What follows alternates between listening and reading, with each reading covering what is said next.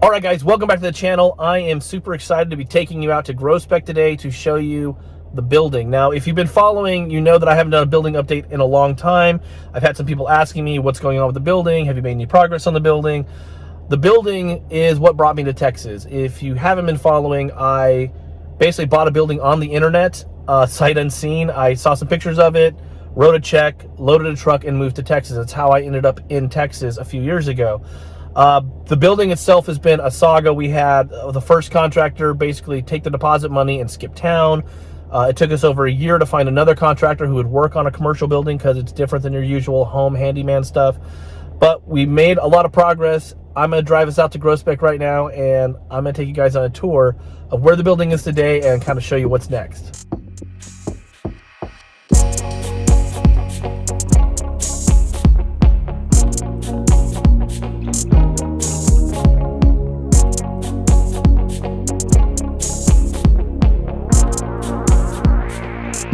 All right, guys, so welcome back to the building here in downtown Groesbeck, and as you can see, there's just a lot that's happened and a lot still to come. It's miles ahead of where we started. If you recall in the last video, there was actually a wall that divided this in half, and this was two big rooms. There was also that weird floating bathroom they built with the toilet up in the sky you had to climb up into because they didn't want to do the plumbing the correct way. We've gotten rid of all of that and have kind of got to the cosmetic phase. The contractor that we found did a great job, did a whole new roof, rebuilt the whole truss system in the back, stabilized all the walls, put in the new door, put in new windows, put in the bathroom properly. So all that's already been done, and now we're kind of in the cosmetic phase where we are pulling down all this paneling and exposing the original brick, and some sections have some really cool old plaster that's over 100-something years old. So that's really kind of a fun thing as we discover more things. So we pull down the paneling, including we found more windows in the very back there, which was kind of cool. The other thing that we're trying to save is this original tin ceiling, which is in overall pretty good shape. We've got to scrape it down and repaint it, but I've been going to architectural salvage places in Dallas and out in Round Top looking for panels that match this tin ceiling so we can repair the sections that need to be repaired or replaced. But we are going to keep this original ceiling in the front of the building just because it's so cool. In the back of the building, I think we'll do something a little different with the ceiling because there's about a 3-foot difference anyways from where the building was configured. As we go through the building, I'll show you, like you can see where there's breaks in the walls where they've extended the building another 30 feet, another 20 feet, and it's all kind of hodgepodge together over over 100 years of building. So the first part of this building, this very front half, was originally built around 1870 to 1875 from what I've been able to figure out. And the building's had so many different configurations. At one point it was 2 floors. At one point it had 2 front facades with 2 smaller narrow buildings, basically 2 storefronts in it. There's 3 sections you can see where it's been added onto in the back, including the sections that have the windows there that are now blocked up because the building next door added on and blocked those windows when they built their building on. So it's a really neat building and there's a lot of cool history in it. So we're gonna try to preserve as much as possible. Also, we're saving the original mosaic floor and leaving that up here. But let me kind of give you a tour of what's in the building now and kind of what the future plans are for it as we build out the rest of this. So as you can see, the original mosaic floor is here. It looks in pretty good shape. We're going to power wash this and repair it, but just love the fact that this original flooring is still here with this blue border. The goal is to get all this paneling down and make it match this side where we've got the exposed brick and the exposed plaster, and we're going to leave that plaster and stuff there.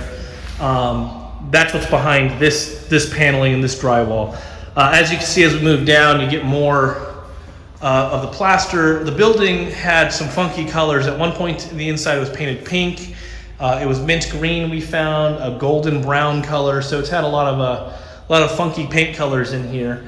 The flooring ends here, and this is actually where we're going to build our first wall to create our office spaces and things like that. So this whole front area is going to be available as a showroom or entertainment space, and then as we push that wall back out to the front to where it originally was at the frontage of the building, we're going to pick up all that square footage and try to either mimic this floor or do something similar to it on the front end of it. This is the junk pile of just more stuff that's going to the junkyard, more salvage and things like that.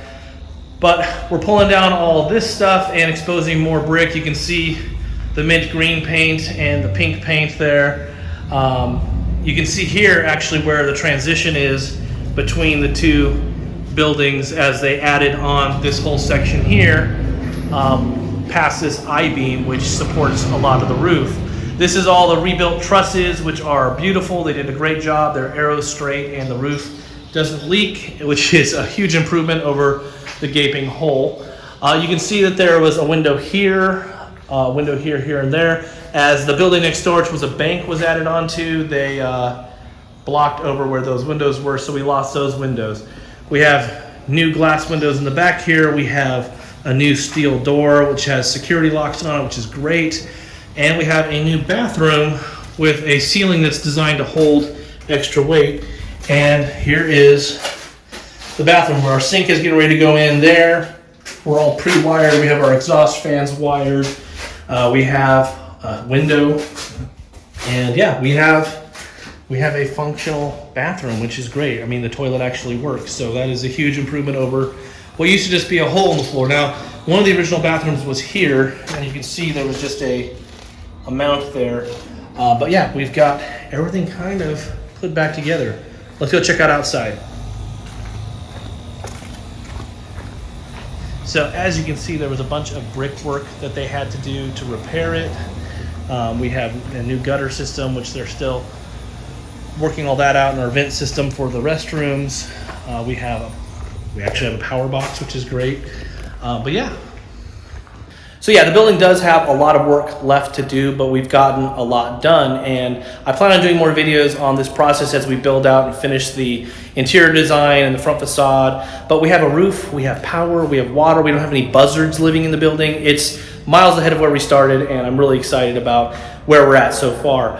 I'm gonna end this video with some drone footage of our brand new beautiful roof and downtown Groesbeck, and I will see you guys in the next one.